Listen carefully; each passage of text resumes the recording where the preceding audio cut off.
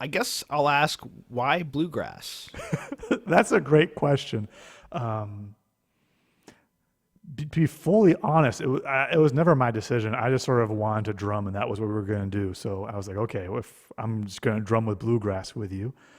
It's sort of a confluence of many different sort of streams in the Dominican life we had in Washington, D.C.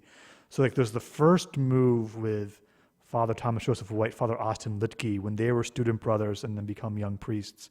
This was a lot more at home for them, their southern roots and the playing the music together.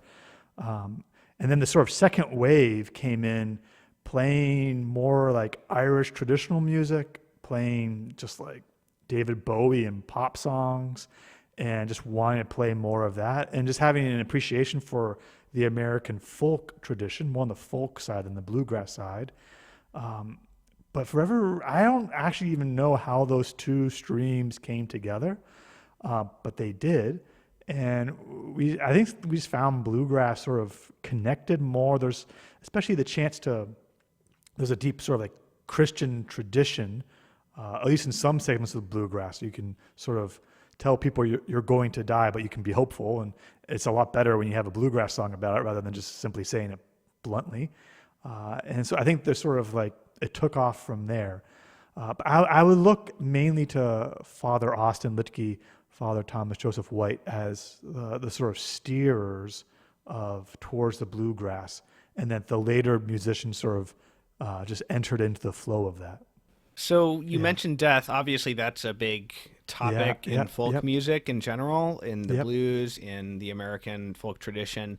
There's another thing that I noticed in the lyrics, which I got all the songs seem to be written by either Father Thomas Joseph White or Father Justin Bolger. Yes, yes. Um, and there's also a couple, two or three traditional songs on there as well. Um, what I noticed is a very, especially from Father Thomas Joseph White, a very apocalyptic vibe Yeah, specifically. And it yeah, may be, yeah, the yeah, Flannery. He definitely has the most yeah, funk in his songs, the most yeah, yeah. Southern grotesque in his songs of all of them. Yep. And but the apocalyptic thing seemed appropriate, and I don't know that much about Mm, bluegrass. But is there a precedent for that specifically, or does it just really fit in with the focus on death and kind of the more yeah, existential aspects of folk music? yeah. I'm definitely no expert on bluegrass and folk, but I mean, especially even just from the first album, a lot of those covers we did, just like "Poor Wayfaring Stranger," or even like songs like "All Fly Away."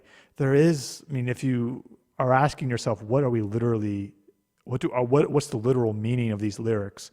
I think just across the board, there's a lot of, at least especially in the Christian segment of these different types of music. I think there's death and hope in all of, just across the board. And obviously, there's other things like there's like romance songs. There's like "My wife cheated on me, I'm going to kill her" kind of songs, and those are obviously kind of excluded for kind of obvious reasons for a group of Dominican friars.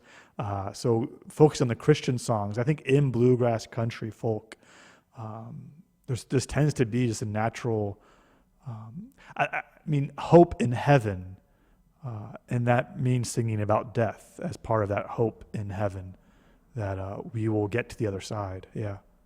I also think it seems that the American Protestant tradition of a certain kind, Hmm. and especially in the South, has a lot more comfort with talking about the end times Yeah. and the Yeah. the Yeah. second Yeah. coming and all that kind of stuff. They Hmm. like to talk about that stuff. Hmm.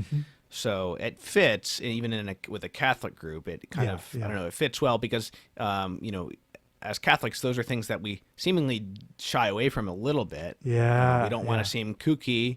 And unfortunately, I think that modern American Catholicism sometimes identifies itself, something I've been thinking about a lot lately, actually, almost in opposition to, we don't want to look like we're like those evangelicals or Mm. whatever it is. Hmm. Hmm. That's something I've Hmm. noticed as well. So I think it's good to be more Yeah. comfortable talking about those things without going in for flashy colors and tickling people's ears and all that Yeah. stuff. Yeah. Yeah. I mean, I especially felt it this past November both with the COVID-19, but also November every year, the readings are about death, apocalypse, heaven, hell, judgment.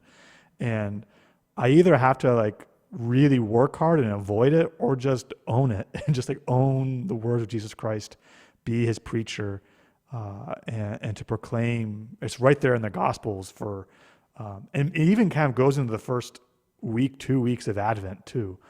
I mean, in some ways it takes more work to try to avoid it, and just to take Jesus at his word, and especially November as Catholics, it should be right there. So, that being said, I also know when you're, in your 30s, death seems like an abstract thing. And so having reverence for it, for people who know that it, especially in a pandemic, it could be months away. You just never know. So to not treat it flippantly, but to still, to preach hope into that fear of death.